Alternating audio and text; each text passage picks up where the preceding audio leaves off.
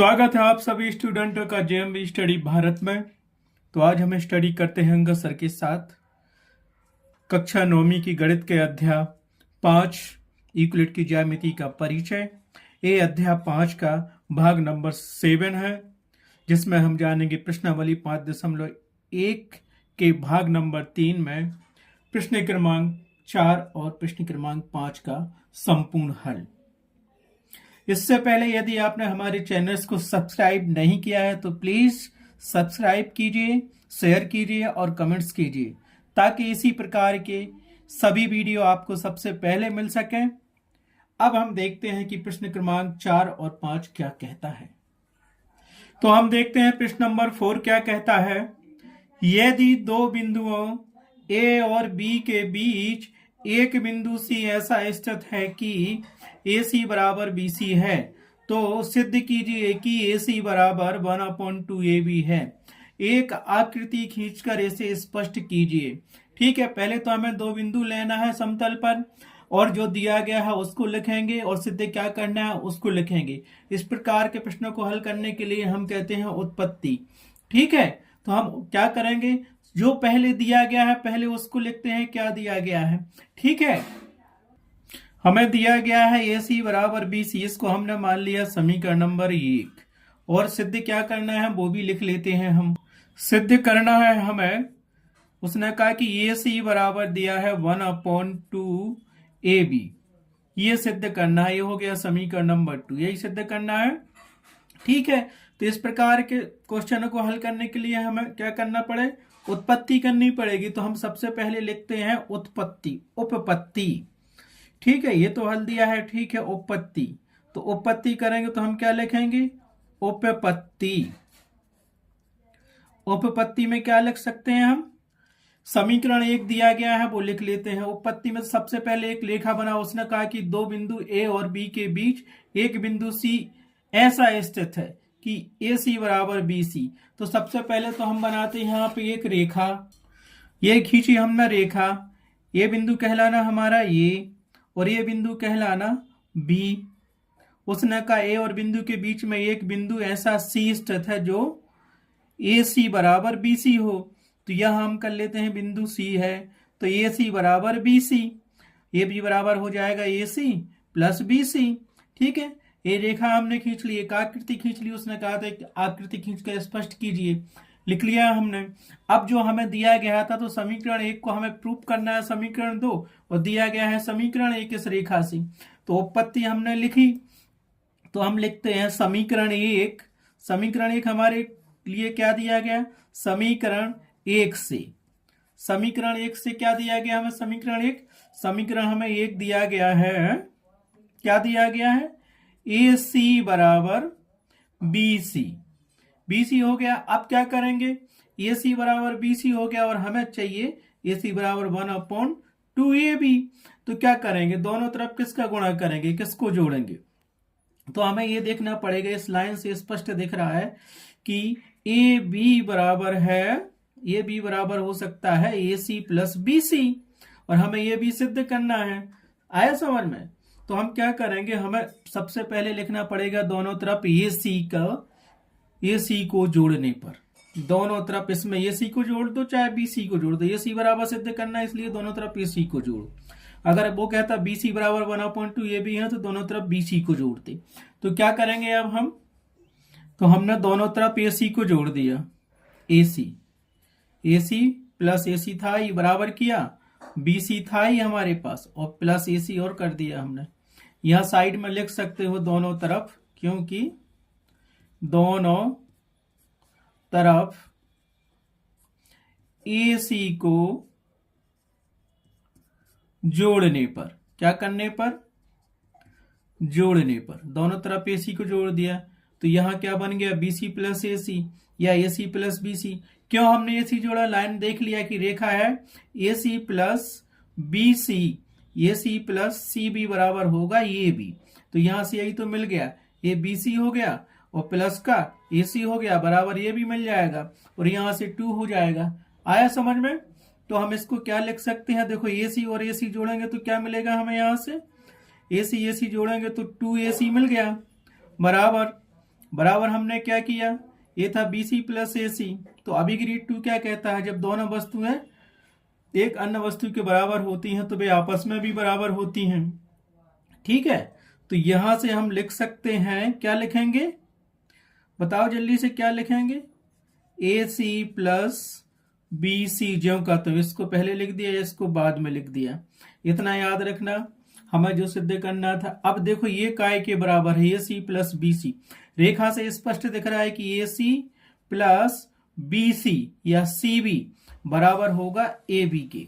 यहां रेखा से स्पष्ट दिख रहा है ना हमें, क्योंकि देखो रेखा से दिख रहा है AB बराबर होगा हमारे पास AC प्लस BC। ये तो दिख रहा है रेखा से, इससे AC प्लस CB या BC, क्योंकि ये बिंदु C इसके मध्य में स्थित है रेखा के। तो इतना जोड़ और इतना जोड़ बराबर होगा इस पूरे के। तो ये हो गया AC और ये हो गया BC और ये हो गया पूरा AB के बराबर दिया है। और हमने यहाँ क्या लिखा, AC plus BC, AC plus BC लिखा है। ठीक है, तो यहां से क्या मिल गया हमें, अब तुम आराम से उसको सिद्ध कर सकते हो। क्या मिल गया, तो देखो ये मिल गया हमें, अर्थात 2AC बराबर, ये पूरा काय के बराबर है, AB के बराबर है।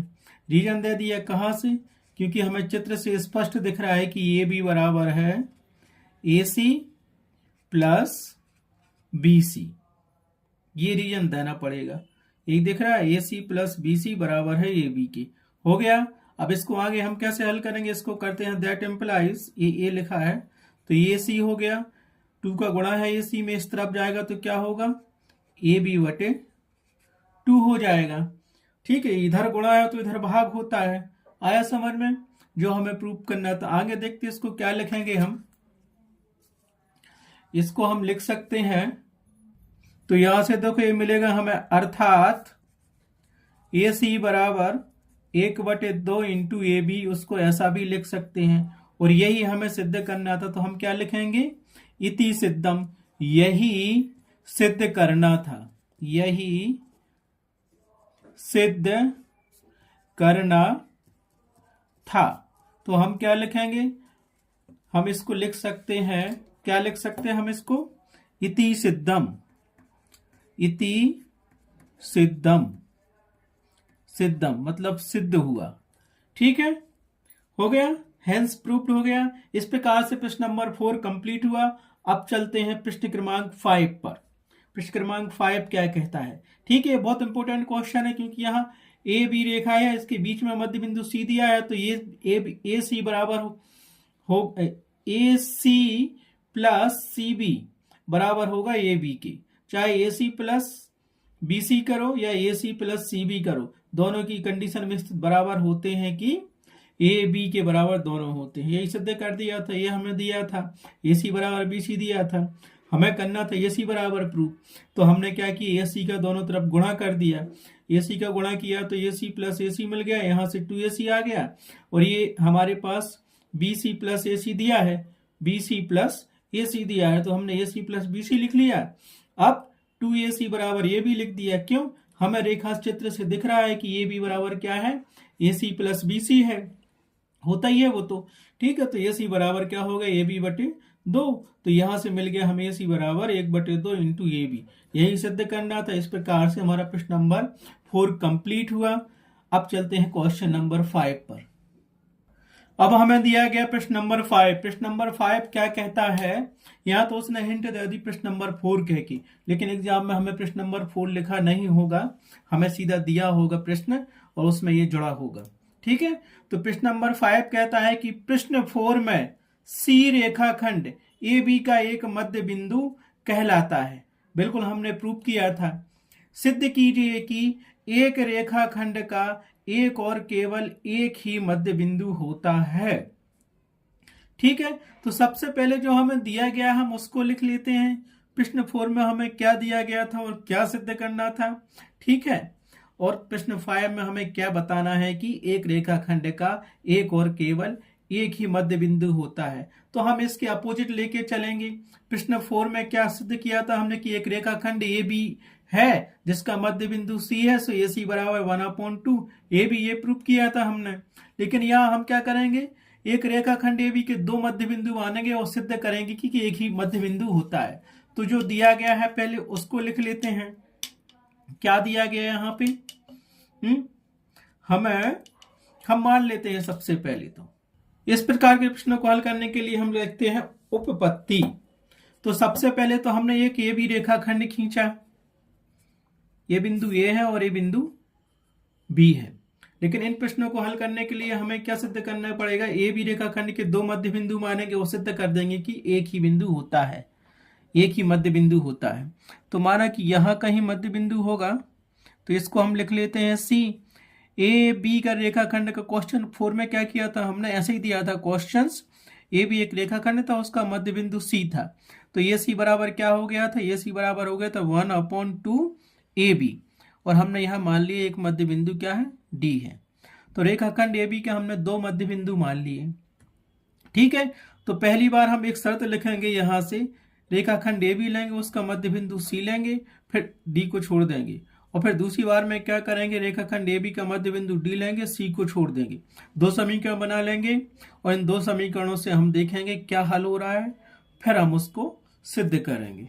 ठीक है, तो यहां हम देखते हैं, माना रेखाखंड ए बी के दो मध्य बिंदु सी और डी है। रेखाखंड तो बना लिया हमने। ये क्या है? चित्र में लिख सकते हो यहाँ पे, चित्र में कुछ नहीं है, ये चित्र दिया है, एक रेखाखंड दिया है। ये रेखाखंड हमारे पास दिया गया है। ठीक है, इस रेखाखंड में क्या करेंगे? पहले तो हम लेंगे रेखाखंड ए बी और उसका मध्य बिंदु सी। ठीक है, क्वेश्चन 4 से हमें क्या मिला था कि ए बी बराबर क्या मिला था? ए सी बराबर 1/2 ए बी मिला था ना क्वेश्चन 4 से। तो यहां लेते हैं हम, माना लिखना पड़ेगा, ये हमने इसका लिखा नहीं है तो आप यहां लिख सकते हो। माना रेखाखंड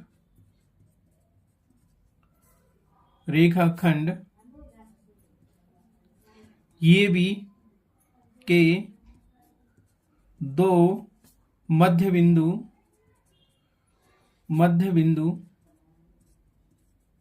क्या है? सी व डी है। तब बना लिए, एक रेखाखंड ए बी दिया है, इसके दो मध्य बिंदु सी और डी हैं। इतना तो समझ में आ गया, दो मध्य बिंदु सी और डी हैं। अब देखते हैं पहली शर्त, पहली स्थिति में यदि या अगर सी रेखाखंड ए बी का मध्य बिंदु हो तो क्या करेंगे? हम ये सिद्ध कर चुके हैं, पहले क्वेश्चन 4 में कर चुके कि ए रेखाखंड ए बी का मध्य बिंदु सी हो तो क्या मिलता है हमें? ए सी बराबर मिलेगा 1/2 इंटू ए बी, यही मिला था हमारे पास। तो इसको दे दिया हमने समीकरण नंबर 1। इसी प्रकार हम क्या करेंगे? तो देखिए, इसी प्रकार हमने क्या किया, यदि डी रेखाखंड ए बी का मध्य बिंदु हो तो ए डी बराबर 1/2 ए बी। ए बी रेखाखंड दिया है, इसका बिंदु जब हमने मध्य बिंदु सी माना तो हमारे पास क्या आया था? ए सी बराबर 1/2 ए बी। ये प्रश्न नंबर 4 में हल किया था हमने क्या किया कि रेखाखंड ए बी का मध्य बिंदु सी ना लेके डी मान दिया। तो क्या मिलेगा? ए सी की जगह पे मिल जाएगा ए डी। ए डी बराबर मिलेगा 1/2 ए बी। ये समीकरण 2 बन गए। अब समीकरण 1 और 2 से क्या है? देखो, ए सी बराबर 1/2 ए बी है और समीकरण 2 में क्या है? ए डी बराबर 1/2 ए बी है। तो क्या करेंगे कि ए बी बराबर यहां पे रख देंगे तो ए सी बराबर ए डी मिल जाएगा। यही यूक्लिड का अभिगृहित भी है। क्या है कि अगर वस्तुएं एक वस्तु के बराबर होती हैं तो वो वस्तुएं आपस में, यदि दो वस्तुएं किसी एक वस्तु के बराबर होती हैं तो वो आपस में भी बराबर होती हैं। ए सी और ए डी मान लो दो वस्तुएं हैं और इस वस्तु के बराबर हैं 1/2 ए बी 1/2 ए बी के, तो ए सी बराबर ए डी होगा। तो यहाँ यूक्लिड का फर्स्ट अभिगृहित भी लागू होता है। तो हम क्या करेंगे? समीकरण 1 और 2 से हमें क्या मिल जाएगा यहाँ पे? तो लिख दो, इसीलिए समीकरण 1 व समीकरण 2 से तो क्या हो गया? लिख दिया, ए सी बराबर 1/2 ए बी था तो 1/AD बराबर ही 1/2 AB है, तो हमने लिख दिया AC बराबर AD। क्यों? यूक्लिड के अभिग्रीड 2 से जब दो वस्तुएं किसी एक वस्तु के बराबर होती हैं तो आपस में वे दो वस्तुएं भी बराबर होती हैं। ये हमने सिद्ध कर दिया। अतः इससे क्या सिद्ध होता है? बिंदु C और D आपस में क्या होंगे? संपाती बिंदु होंगे, मतलब समान होंगे, उनकी माप समान होगी, उनकी आकार समान होगी। दोनों को एक दूसरे पर रखेंगे तो कोई भी छोटा बड़ा नहीं होगा, एक दूसरे को बिंदु C और D ढक लेंगे। तो हम क्या कहेंगे? रेखाखंड AB का एक और केवल एक ही मध्य बिंदु होगा, जो हमें सिद्ध करना था। ठीक है, ये तो हमने कर दिया। ये क्या कर दिया? AC बराबर AD। इसका मतलब हुआ कि AC संपाती है AD के, अर्थात दोनों की साइज समान है, दोनों एक दूसरे के ऊपर रखते हैं तो ना कोई छोटा है ना बड़ा है, बल्कि एक दूसरे को वो ढक लेते हैं। कैसे? संपाती की शर्त क्या होती है हमारे पास?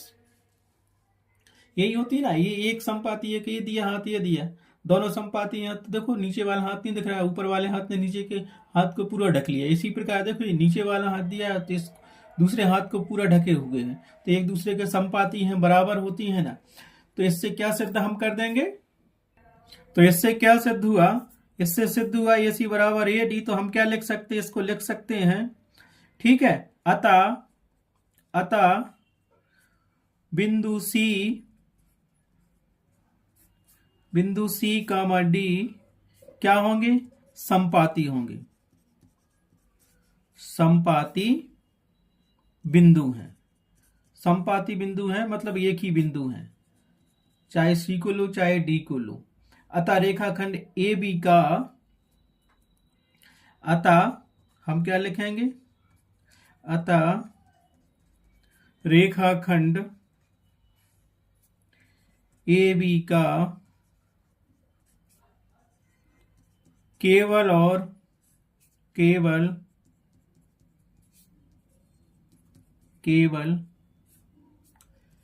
एक ही मध्य बिंदु होगा। तो हमने क्या लिखा? अतः रेखाखंड AB का केवल और केवल एक ही मध्य बिंदु होगा। इति सिद्धम। इस प्रकार से क्वेश्चन नंबर 5 भी कंप्लीट हुआ हमारा। शुरू में हमें लिखना था कि सिद्ध क्या करना, हमें सिद्ध करना था कि रेखाखंड AB का एक और केवल एक ही मध्य बिंदु होगा।